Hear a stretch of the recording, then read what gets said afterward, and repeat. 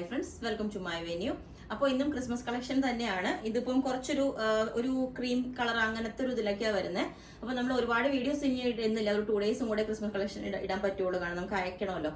അപ്പം ഇതൊരു നല്ലൊരു ഇങ്ങനത്തെ ഒരു ഫ്രോക്ക് മാതിരി ചെയ്തേക്കുന്നതാണ്. ഇതിനകത്ത് മെറ്റീരിയൽ ഞാൻ കാണിച്ചു തരാം. ഒരു സെൽഫായിട്ടൊരു ഷൈനിങ് വരുന്നത് നമ്മൾ ഇതിന് മുമ്പ് ചെയ്തിട്ടുണ്ട്. ഇത് കണ്ടോ, മെറ്റീരിയലിൽ തന്നെ നമുക്കൊരു ചെറിയ ഇത് ഡയബിൾ ആണ് കേട്ടോ. ഈ ഫാബ്രിക് പ്യുവർ ആണ്, അതുകൊണ്ട് നമ്മൾ ഡ്രൈ വാഷ് ചെയ്യണം. ഇതിനകത്ത് നമ്മൾ ഒരു സോഫ്റ്റ് രണ്ട് പാറ്റേൺസിൽ ചെയ്തേക്കുന്ന സോഫ്റ്റ് ബോൾസ് വെച്ചിട്ടുണ്ട്. ചെറിയൊരു ഗ്രീൻ കളർ പൈപ്പിംഗ് വെച്ചിട്ടുണ്ട്. സ്ലീവിന്റെ എൻഡിലേക്ക് കൊടുത്തേക്കുന്നത് ത്രെഡ് വർക്കാണ് കേട്ടോ. നമ്മൾ ഹാൻഡ് എംബ്രോയിഡറി ആണ് ചെയ്തേക്കുന്നത്. ഇതിനകത്ത് നല്ല വർക്കാണ് കൊടുത്തേക്കുന്നത്. ബാക്ക് സൈഡ് പ്ലെയിൻ ആയിട്ട് ചെയ്തേക്കുന്നത്. ഇവിടെ ചെറിയൊരു ഗ്യാദേഴ്സ് വെച്ചിട്ടുണ്ട്. ഇത് ഇങ്ങനത്തെ ഒരു പാറ്റേൺ നല്ല ഫ്ലെയറിൽ കിടക്കും. ഇപ്പൊ ഞാൻ ഈ വേറെ ചെയ്തേക്കുന്ന സിമ്പിൾ ആയിട്ട് ഇതുപോലെ ഒരു വീനക്ക് വെച്ചിട്ട് ഇതുപോലെ രണ്ട് സൈഡിലും നല്ല ഹാൻഡ് എംബ്രോയിഡറി തന്നെ ചെയ്തേക്കുന്നത്. കണ്ടോ, ഇതുപോലെ ബീഡ്സ് ഒക്കെ വെച്ചിട്ട് നല്ല ഭംഗിയിൽ ചെയ്തിട്ടുണ്ട്. അതുപോലെ തന്നെ ഈ യോക്കിന്റെ രണ്ട് സൈഡിലായിട്ട് നമ്മൾ വർക്ക് കൊടുത്തേക്കുന്ന വീനക്കാണ്. ഞാൻ ജസ്റ്റ് ഇതിനൊരു ദുപ്പട്ട പെയർ ചെയ്തേ ഉള്ളൂ. നിങ്ങൾക്ക് വേണമെങ്കിൽ ഓപ്ഷനിലാണ് കേട്ടോ. ദുപ്പട്ട ഇതുപോലെ സൈഡിൽ ചുമ്മാ ഒരു പെയറായിട്ട് കൊടുത്തിട്ടുണ്ട്. പിന്നെ ഈ ഒരു പാറ്റേൺ ഞാൻ വേറെ ഇത് കാണിച്ചു തരാം. ഇതാണ് ഒരു പാറ്റേൺ. പിന്നെ ലാസ്റ്റ് പിന്നെ ഒരു ഇതുപോലെ ഹാൻഡ് വർക്ക് തന്നെ ചെയ്തേക്കുന്നതാണ്.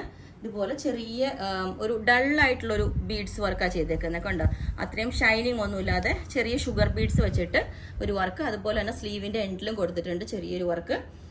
പിന്നെ ബാക്ക് സൈഡ് ഇങ്ങനെ പ്ലെയിൻ ആയിട്ട് വരും.